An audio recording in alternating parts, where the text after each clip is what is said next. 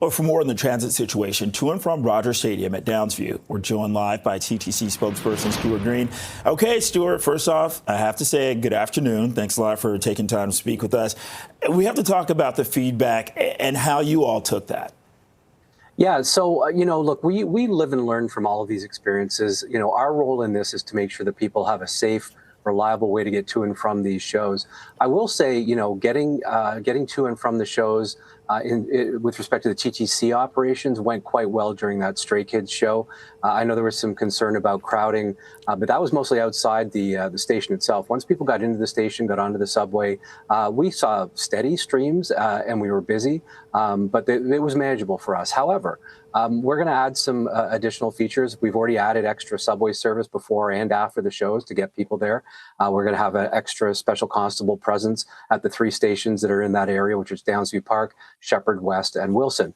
We're also going to add additional staff tonight and going forward for other concerts at Downsview Park Station in particular, just to help people, once they get in the station, spread out a bit so it's not quite as congested. We'll have extra staff at Wilson on the way into the shows, because what we were finding was some people were getting off at Wilson and then didn't know where to go to get to the stadium. So we're going to help Live Nation out by sort of directing people out of the station to the pedestrian access. If people want to make that walk, it's a fairly long walk. Wear comfortable shoes. We're also going to have the accessible service that we're going to run. Instead of the smaller wheel-trans vehicles, we're going to use full-size buses. So that allows us to move more people in and out for those people, everyone from those in mobility devices, for people who may be walking on a cast or something, or an air boot, so they'll have better access as well. And we've also extended our customer service center hours. So our customer service center will be open until 12:30 overnight, past midnight, well beyond the show conclusion. So you'll be able to tweet at TTC Helps through X. You'll also be able to call our customer service center until around 12:30. So these are things that we're putting in place. And if we need to make further adjustments, we can do that. But we will debrief after tonight's show, and we'll see if there's further adjustments that need to be made. Hey, Stuart, when did you all start planning for free rides to and from this new venue, and how did this even come about? Yeah, so this is another example of a great partnership with Live Nation, with the City of Toronto and all of their partner agencies.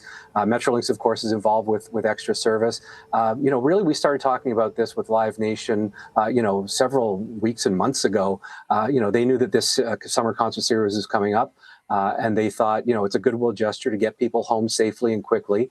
If you pay your $3 to get there and it's a free ride home, that's a very efficient and cheap and way to get to and from these concerts. Appreciating that there's really no parking up there. There is parking at our stations at Shepherd West and 407. But Live Nation felt that it was better to have people get free rides home, so they are sponsoring those. But we put extra service out to accommodate that. Okay, and Stuart, as we begin to wrap up, let's go over, some housekeeping for people who will be attending this concert. How should they lodge a complaint? How should they work to keep themselves informed about what's happening with the TTC as they try to get home as well?